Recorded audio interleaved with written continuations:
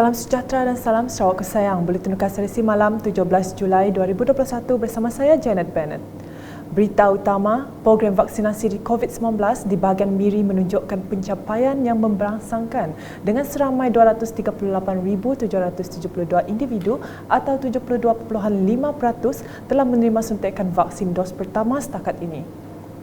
Ketua Menteri Sarawak Datuk Petinggi Dr. Abang Abdul Rahman Zohari Tun Datuk Abang Openg berkata, bagi dos kedua pula, seramai 114,634 individu atau 35% populasi bahagian berkenaan sudah melengkapi vaksinasi. Menurut beliau, prestasi yang memberangsangkan itu dinilai menerusi trend kes yang menurun, ditunjukkan hasil kerjasama erat antara pihak kerajaan dan swasta serta disokong oleh rakyat negeri ini. Dan hari ini saya telah diberi taklimat semua sektor-sektor ini telah dirangkumi di dalam program vaksinasi kita. Dengan itu disebabkan kerjasama yang begitu erat di antara pihak kerajaan, pihak swasta dan juga rakyat jelata. Kita di Miri ini telah mendapat pencapaian yang begitu baik sekali, di mana untuk dos pertama ramai 238,772 dos telah diberi, dan ini bermakna 72.5% yang telah kita beri untuk dos pertama, dan dos kedua ialah 114,634 dos. Dos kedua iaitu lebih kurang 35%. Beliau berkata demikian dalam sidang akhbar selepas taklimat ringkas oleh Jawatankuasa Pengurusan Bencana bahagian JPBB Miri di Pusat Pemberian Vaksin PPV Dewan Curtin Universiti di Miri pada Sabtu. Turut hadir Timbalan Ketua Menteri Datuk Amar Awang Tengah Ali Hassan, Menteri Kerajaan Tempatan dan Perumahan yang juga Penasihat Jawatankuasa Pengurusan Bencana Negeri JPBN Sarawak, Datuk Seri Profesor Dr. Sim Kui Hian, Menteri Pengangkutan yang juga Menteri Bertanggungjawab bagi JPBB Miri, Datuk Lee Kim Shin serta Setiausaha Kerajaan Negeri Sarawak, Datuk Amar Jaol Samion. Dalam pada itu, Ketua Menteri memberitahu kerajaan negeri telah memutuskan untuk menggunakan suntikan vaksin tunggal jenis CanSino bagi mempercepatkan kadar vaksinasi di kawasan pedalaman. Yang akhir sekali ialah untuk masyarakat di luar bandar, kerajaan negeri telah membuat keputusan untuk kita menggunakan CanSino. Vaksin di mana ia hanya memerlukan satu dos. Ini akan memudahkan dalam kita nak memberi vaksinasi kepada masyarakat kita di luar bandar. Sekarang ini ada dua sebenarnya. Satunya CanSino, yang keduanya Johnson & Johnson. Tapi kerajaan negeri telah membuat keputusan bagi kita membeli CanSino. Terdahulu pada 11 pagi, Ketua Menteri bersama rombongan telah melakukan lawatan kerja ke 4 buah PPV di Miri.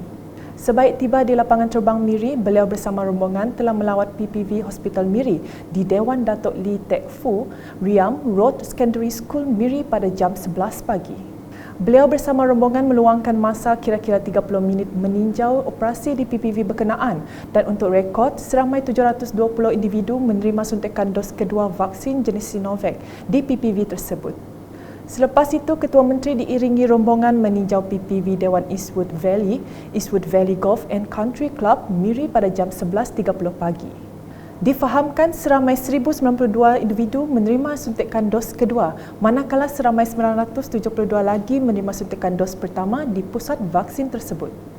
Lawatan kerja beliau kemudian diteruskan ke PPV Industri Minyak dan Gas Lutong dan diakhiri dengan tinjauan di PPV Dewan Curtin Universiti Miri.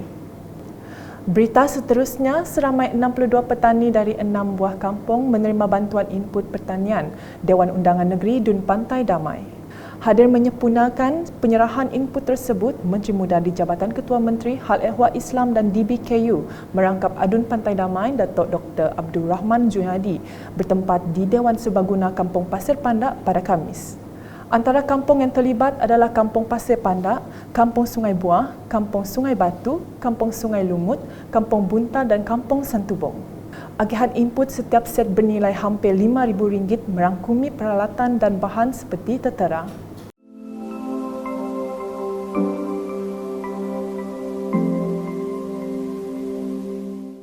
Datuk Dr. Abdul Rahman berkata, program tersebut bukan pertama kali dianjurkan bersama pihak Jabatan Pertanian di kawasan Dun Pantai Damai. Malah sebelum pelaksanaan Perintah Kawalan Pergerakan, PKP juga telah dijalankan program khidmat nasihat atau kursus pendek kepada para petani.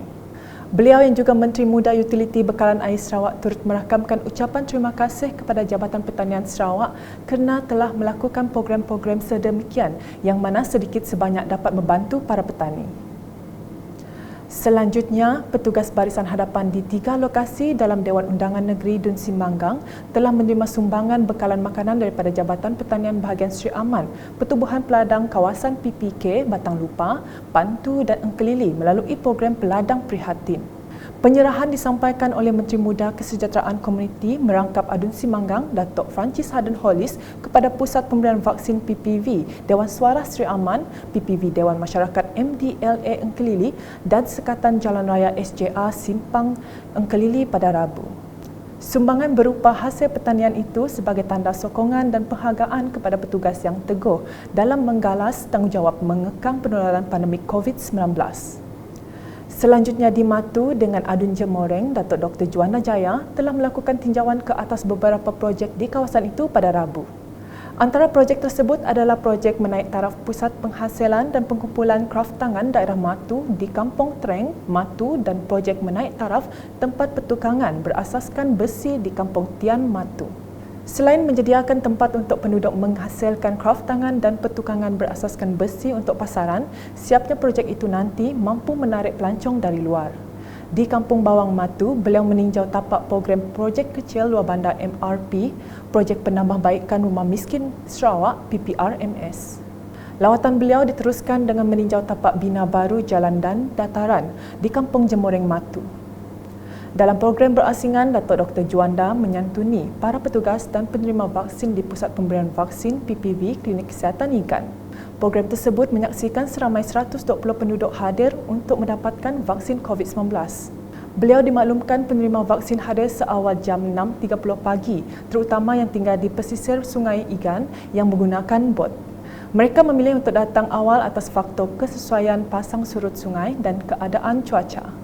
Lawatan beliau diteruskan dengan meninjau 3 buah kediaman di Igan yang akan dibaik pulih menggunakan peruntukan MRP PPRMS. Penerima projek merakamkan ucapan terima kasih di atas usaha beliau meluluskan projek tersebut. Penduduk juga berharap kerja-kerja baik pulih akan dilakukan dalam masa terdekat. Beralih ke laporan di Lundu. Sebanyak 3 projek mega sedang giat dilaksanakan di daerah kecil Sematan sekaligus akan memberi manfaat kepada penduduk setempat apabila siap kelak. Adun Tanjung Datu Datuk Amar Jamilah Anu ketika meninjau tapak projek di Sematan Lunduk pada Khamis menjelaskan projek tersebut adalah projek rakyat iaitu menaik taraf jeti Sematan dengan peruntukan sebanyak RM5 juta.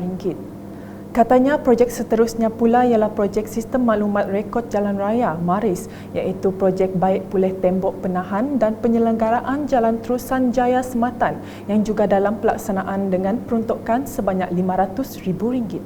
Seterusnya, ujar beliau, projek landscape di tebingan Sungai Sematan yang sedang dalam pelaksanaan dengan peruntukan sebanyak RM550,000. Selain itu, beliau turut memberitahu cadangan bagi mereka bentuk dan menyiapkan sebuah Dewan Masyarakat atas lot 172 Sematan dengan peruntukan sebanyak RM2,240,000 masih dalam proses tender dan akan diumumkan dalam masa terdekat. Itulah projek-projek yang kita report, kita lihat bawahnya on. Bukannya si berjalan. Oleh kerana rancangan COVID, kontraktor si ada permit, si boleh kerja. Itulah ya. Jadi saya sengaja datang situ untuk menyaksikan bahawa benar-benar perkara itu paksa kita nunggu dengan keadaan itu. Jadi insya-Allah dalam masa 2-3 minggu lagi all things can come back dan dalam masa sama ya kita mau jaga SOP. SOP penting kerana saya tahu di kawasan itu untuk tinggi dah. Beliau turut menyeru agar orang ramai ambil serius program vaksinasi COVID-19 kerana ia bukan sahaja untuk melindungi diri, malah untuk seluruh masyarakat yang mahu kembali ke rutin normal dalam interaksi sosioekonomi sebelum pandemik. Manakala di Bau, susulan pengisytiharan Perintah Kawalan Pergerakan Diperketatkan PKPD di Kampung Jagai Duyoh, seramai 668 penduduk telah menjalani ujian saringan COVID-19 melalui operasi pengesanan kes secara aktif SCD pada Khamis. SCD yang dikendalikan oleh Pejabat Kesihatan Daerah PKD Bau itu bermula dari jam 8 pagi sehingga 12.30 tengah hari bertempat di Dewan Kampung Jagai Duyoh, membabitkan seramai 35 petugas Kementerian Kesihatan Malaysia KKM dari PKD Bau dan pasukan Makmal Kuching. Turut membantu melancarkan pelaksanaan ACD tersebut adalah petugas dari Angkatan Pertahanan Awam APM, Jabatan Sukarelawan Malaysia Rela dan Jawatan Kuasa Kemajuan dan Keselamatan Kampung JKKK Kampung Jagai Duyoh. Selanjutnya, sambutan Hari Sarawak yang disambut pada tanggal 22 Julai setiap tahun sememangnya amat signifikan kepada rakyat di negeri ini. Hasil temu bual UKAS bersama beberapa orang awam pada Sabtu mendapati rata-rata mereka berkongsi pelbagai pendapat mengenai kepentingan sambutan Hari Sarawak. Okey, bagi kami harus diraihkan setiap tahun, walaupun dalam keadaan pandemik macam tu nak, boleh diraihkan. Mungkin kita boleh join live dalam kaedah alam maya kedaya nak. Sekiranya tu semua ujung jari aja nak. Sebagai rakyat Sarawak, tarikh Hari Sarawak ini adalah tarikh keramat yang perlu kita ingati dari masa ke semasa hingga ke anak cucu kita nanti. Memandangkan ia merupakan ingatan kita bagaimana perjuangan rakan-rakan kita rakyat Sarawak yang telah berkorban jiwa, raga dan nyawa mereka walaupun hingga menitiskan darah yang terakhir. Sambutan Hari Kemerdekaan Sarawak tu sangat penting, especially golongan belia macam kami tu, untuk mengingati jasa dan pengorbanan orang yang dulu-dulu lah. Walaupun masa tu kita dilanda COVID nak, kita tetap jak sambutnya every year supaya dapat meningkatkan rasa cinta kita ya terhadap Sarawak. Hari Sarawak tu penting sebab kita tu bersatu. Kita tu diberi macam nyambung sidak yang lama-lama mari. Ialah kita sama-sama membangunkan Sarawak. Semoga maju sentiasa. Sekian edisi malam bersama saya Janet dan kru penerbitan. Berita lebih lanjut boleh didapati di semua platform media sosial UKAS termasuk portal ukas.sarawak.gov.my dan pastikan anda subscribe ke channel di YouTube. Salam UKAS.